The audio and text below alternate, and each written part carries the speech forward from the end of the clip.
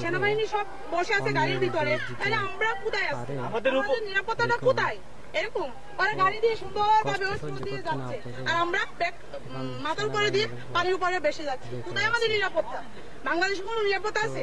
এখন কেউ বাংলাদেশে কাউকে কেউ নিরাপত্তা দিতে পারবে না। এখন যাত্রার নিরাপত্তা শেষে নিতে হবে, যাত্রার দায়িত্ব শেষে নিতে হবে, যাত্রার সম্মান শেষে রাখতে হবে। এটা আর কি বল। সবার জন্য দেখুন কত কষ্ট করতেছে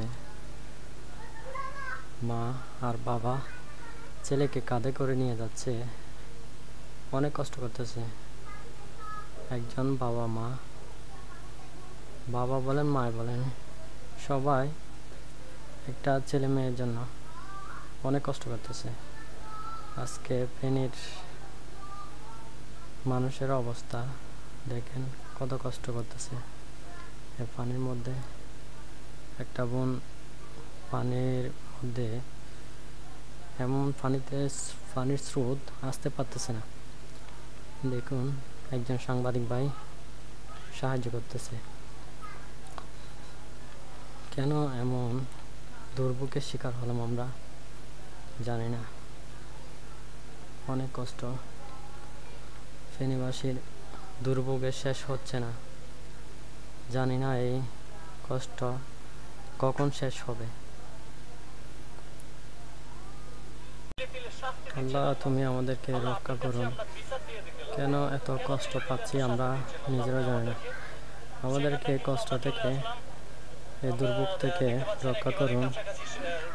আমরা এখন চলে আসলাম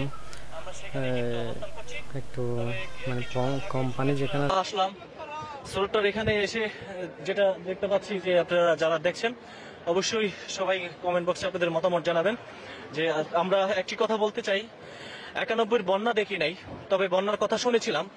2024 এসে যে বন্যা দেখলাম এবার, আসলে পুরা দেশের অবস্থা কিন্তু ভয়াবহ অবস্থা। আর এখানেই মেন যে স্রোতটা, এখানেই হচ্ছে গিয়া মেন স্রোত। এদিকেই দেখতে পাচ্ছেন, এদিকে দুটি বাচ্চা নিয়ে গেছে এমনটাই শুনেছিলাম। তবে এদিকে হচ্ছে গিয়া যে স্রোতটা আপনারা দেখছেন, আপনাদেরকে আমরা একটু দেখাচ্ছি। একটু এদিকে আসেন।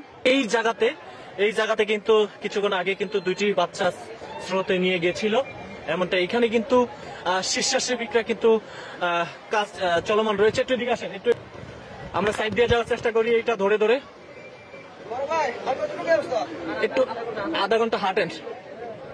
আল্লাহ আল্লাহ সবাইকে রক্ষা করো। আল্লাহ আল্লাহ সবাই। একজন বয়স্ক, হাতে হাত রেখেন।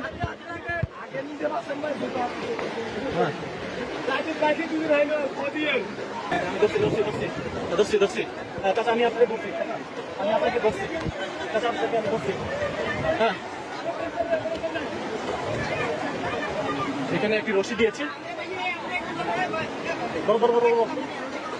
হ্যাঁ এখানে